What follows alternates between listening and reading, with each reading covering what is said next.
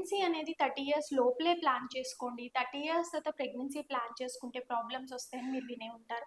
అలాగే ఇప్పుడు చాలామంది సోషల్ ఎగ్ ఫ్రీజింగ్ అంటే లేట్‌గా మ్యారేజ్ చేసుకునే పనైతే మీ ఎగ్స్‌ని మీరు ఫ్రీజ్ చేసుకోండి అని కూడా వినే ఉంటారు. రీసెంట్‌గా ఉపాసన కూడా ఇంటర్వ్యూలో సోషల్ ఎగ్ ఫ్రీజింగ్ గురించి చక్కగా వివరించారు. కానీ ఇంటర్నెట్‌లో మనం చూసినట్లయితే దానికి నెగెటివ్ కామెంట్స్, ఎగ్ ఫ్రీజింగ్ చేసుకోవాలని కమర్షియలైజ్ చేస్తున్నారు. ఇట్లాంటివన్నీ మనం వినడం అనేది జరిగింది. So why women should go for egg freezing? Why women should go for early pregnancies? Compared to like ఇదివరకు కన్నా సరే మనకి ప్రెగ్నెన్సీ ఏజ్ అని పెరిగింది. ఇదివరకు కాలంలో బిలో 25 ఇయర్స్ ఇద్దరు ముగ్గురు పిల్లలు ఉండేవాళ్ళు. నౌ ఈవెన్ 30 ఇయర్స్‌కి వచ్చేసరికి ఏంటంటే వన్ ప్రెగ్నెన్సీ ప్లాన్ చేసుకోవడమే కష్టంగా ఉందన్నమాట. సో లేట్‌గా ప్రెగ్నెన్సీ ప్లాన్ చేసుకోవడం ద్వారా ప్రాబ్లమ్స్ ఏముంటాయి ఈ వీడియోలో వివరించుకుందాం. ఏజ్ పెరిగే కొద్దీ ఫస్ట్ మన లోపల ఉండే ఎగ్ నెంబర్ అనేది తగ్గుతుంది. ఎగ్ నెంబర్ అనేది తగ్గడం ద్వారా క్వాలిటీ ఆఫ్ ద ఎగ్ కూడా తగ్గే అవకాశం అనేది ఉంటుందన్నమాట. సో ప్రెగ్నెన్సీ రాకపోవడం కూడా కొన్నిసార్లు జరుగుతుంది. దీన్ని ప్రైమరీ ఇన్ఫర్టిలిటీ అంటారు.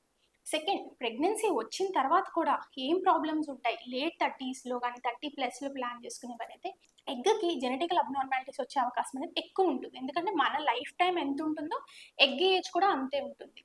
అంటే for example if you're 35 years your egg age is also 35 years. 35 ఇయర్స్‌కి ప్రాబబిలిటీ ఆఫ్ సిండ్రోమ్స్ అంటే డౌన్ సిండ్రోమ్ కానీ, మెంటల్ రిటార్డెడ్ చైల్డ్స్ కానీ, ఎడ్వర్డ్ సిండ్రోమ్స్ కానీ వచ్చే అవకాశం అనేది 1 in 250 చిల్డ్రన్ ఉంటుందన్నమాట. అంటే 250 మెంబర్స్ ప్రెగ్నెంట్ అయితే 1 బేబీకి అబ్నార్మల్‌గా ఫామ్ అయ్యే అవకాశం అనేది ఉంటుంది.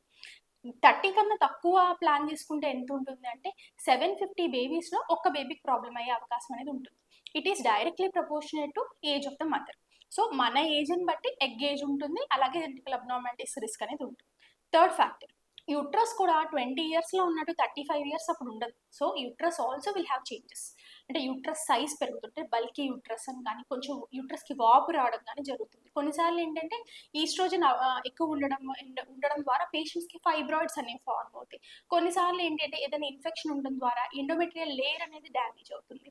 ఇవన్నీ కూడా యూట్రస్‌లో మనం ఏజ్ పెరిగే కొద్దీ చూసే లక్షణాలు. సో ప్రెగ్నెన్సీ మనం ప్లాన్ చేసుకోవాలన్నా కొన్ని సార్లు బేబీ అనేది ఫార్మ్ కాదు యూట్రైన్ ప్రాబ్లమ్ మూలంగా. ఫోర్త్ ఫ్యాక్టర్ ఏంటంటే ఏజ్ రిలేటెడ్ కండిషన్స్. ఇప్పుడు ఎర్లీగా డయాబెటీస్ చూస్తున్నాం, ఎర్లీగా హార్ట్ స్ట్రోక్స్ చూస్తున్నాం, ఎర్లీగా హైపర్ టెన్షన్ చూస్తున్నాం.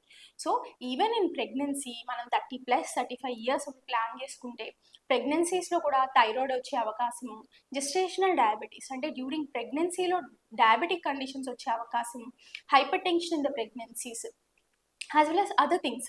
కొంతమందికి ఏంటంటే బేబీ తక్కువ వెయిట్ ఉంటుంది, ఐయూజీఆర్ అంటారు. ఈ కండిషన్స్ అనేవి ఏజ్ రిలేటెడ్గా ఎక్కువ అయ్యే అవకాశం అనేది ఉంటుంది అనమాట. I M not a fan of social egg freezing. But egg freezing అనేది నెగిటివ్గా ఆలోచించాల్సిన విషయం అయితే కాదు. సో మీకు తెలుసో లేదో కార్డ్ బ్లడ్ బ్యాంకింగ్ అనేసి చేస్తారు. అంటే పుట్టిన బిడ్డకి ఏదైతే తాడు ఉంటుందో, అంబిలికల్ కార్డ్ ఉంటుందో దాంట్లో ఉన్న బ్లడ్ సెల్స్ని, అంబిలికల్ కార్డ్ని ప్రిజర్వ్ చేస్తారు. ఎందుకు ప్రిజర్వ్ చేస్తారంటే ఈ ఫ్యూచర్లో ఆ బేబీకి ఏమైనా క్యాన్సర్ కండిషన్స్, ఫ్యూచర్లో ఏదైనా ఇమ్యునలాజికల్ ప్రాబ్లమ్స్ వస్తే ఈ కార్డ్ బ్లడ్ని యూస్ చేసుకుని బేబీకి క్లియర్ అవ్వచ్చు అనే ఉద్దేశంతో కార్డ్ బ్లడ్ బ్యాంకింగ్ అనేది చేస్తున్నాం. So when we are respecting cord blood banking, అలాగే సోషల్ ఎగ్ ఫ్రీజింగ్ అనేది కూడా ఒక కండిషన్. నాట్ అందరూ ఎగ్ ఫ్రీజింగ్కి వెళ్ళిన వాళ్ళందరికీ న్యాచురల్గా ప్రెగ్నెన్సీస్ రావని కాదు, ఖచ్చితంగా ఈ ఎగ్స్ని యూస్ చేయాలని కూడా రూల్ ఏమీ లేదు. ఇన్ కేస్ ప్రెగ్నెన్సీ అనేది అచీవ్ కాకపోతే ఈ ఎగ్స్ ఏవైతే ఉన్నాయో అది స్టోరేజ్ అయ్యి ఉంటాయి కాబట్టి ఈ ఎగ్స్ని మనం ఫ్యూచర్లో యూస్ చేసుకునే అవకాశం అనేది ఉంటుంది అనమాట. అట్లాగే ఎగ్ ఫ్రీజింగ్కి ప్రోస్ అండ్ కాన్స్ కూడా తెలుసుకోవాలి. 1, ఇట్ ఈస్ కాస్ట్లీ. ఇదేమి చిన్న ప్రొసీజర్ ఏమీ కాదు. It will take some time. ఫ్రీజింగ్కి కాస్ట్ ఎఫెక్టివ్గా ఉంటుంది. సెకండ్, మేడం ఒక్కసారి ఎగ్ ఫ్రీజ్ చేసుకుంటే డబ్బులు అంతే అవుతాయి, అట్లా కాదు. ఎగ్ ఫ్రీజింగ్ అయిన తర్వాత ప్రతి year renew of the eggs అనేది చేసుకోవాల్సి ఉంటుంది. మనం యూస్ చేసుకునేదాకా we have to keep those eggs safe అన్న. So both pros and cons తెలుసుకున్న తర్వాత నిజంగా లేట్గా పెళ్లి చేసుకోవాలనుకుంటున్నారు, లేట్గా మ్యారేజ్ చేసుకోవాలనుకుంటున్నారు, లేట్గా పిల్లల్ని కావాలనుకుంటున్నారు, ఇలాంటి వాళ్ళకి సోషల్ ఎగ్ ఫ్రీజింగ్ అనేది ఖచ్చితంగా బెనిఫిటే అనేది చెప్పాలి. లేదు ఇవన్నీ మాకు వద్దు మేడం, తొందరగా ప్రెగ్నెన్సీ ప్లాన్ చేసుకుంటే అయిపోద్ది కదా అంటే గో ఫర్ ఎర్లీ మ్యారేజెస్. చక్కగా కన్సీవ్ అయిపోండి, then focus on your career. Thank you.